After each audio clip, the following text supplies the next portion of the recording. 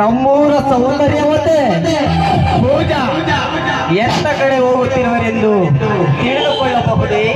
ವೀರಭದ್ರ ಸ್ವಾಮಿಯ ರಥೋತ್ಸವವನ್ನು ನೋಡಲು ಹೊರಟಿರುವೆಯೋ ಅಥವಾ ಈ ರಸಿಕನನ್ನು ನೋಡಲು ಬಂದಿರುವೆಯೋ?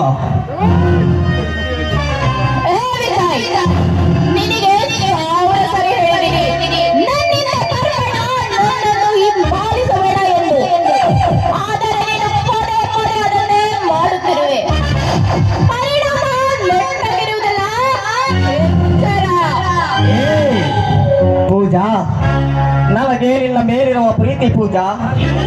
ಪೂಜಾ, ನಿನ್ನ ಮಾತಿಗೆ ಮಾನ್ಯತೆ ಕೊಟ್ಟು ನಿನ್ನ ತಂಟೆಗೆ ಬರಬಾರದೆಂದು ಅದೆಷ್ಟೋ ಸಲ ಅಂದುಕೊಂಡಿದ್ದೆ.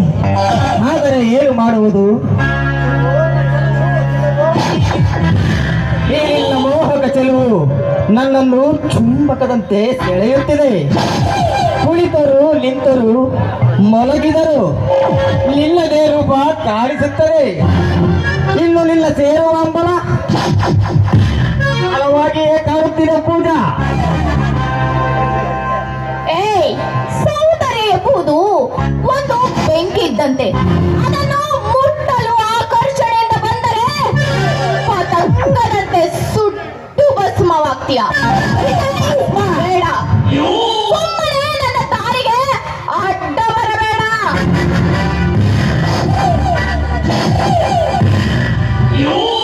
ಪೂಜಾ, ನೀನು ತಪ್ಪಲಿ ಎಂದು ಕರುಣೆ ತೋರಿಸಿ ಹೇಳುತ್ತಿರುವೆ.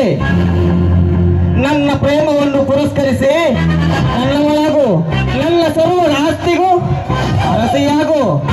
ಈ ಶ್ರೀಮಂತ ವಿಜಯನ ಹೃದಯದಲ್ಲಿ ಕಾಯಂ ನಿವಾಸಿಯಾಗು ಪೂಜಾ.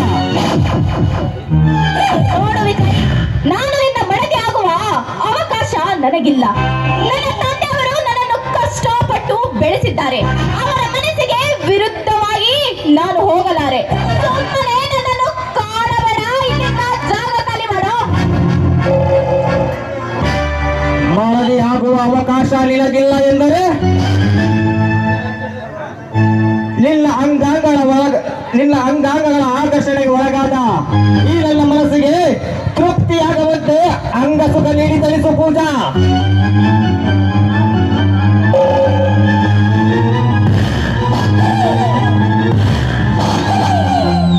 ವಿಜಯ್, ದೇಹ ಒಬ್ಬರಿಗೆ ಕೊಟ್ಟು ಮನಸ್ಸು ಒಬ್ಬರಿಗೆ ಕೊಟ್ಟು ಬದುಕು ಬಾಳಿಸುವ ಸುಳ್ಳೆ ನಾನಲ್ಲ.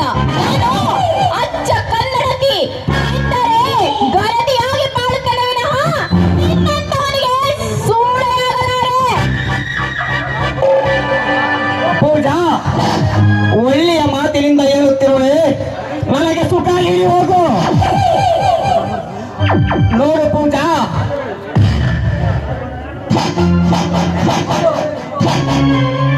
ನೋಡು ಪೂಜಾ, ನಿನ್ನ ತುಟಿ ಮೇಲಿರುವ ಕಪ್ಪು ಮಚ್ಚೆ ನನಗಿಳಿಸಿದ ಭಯಂಕರ ಹುಚ್ಚು.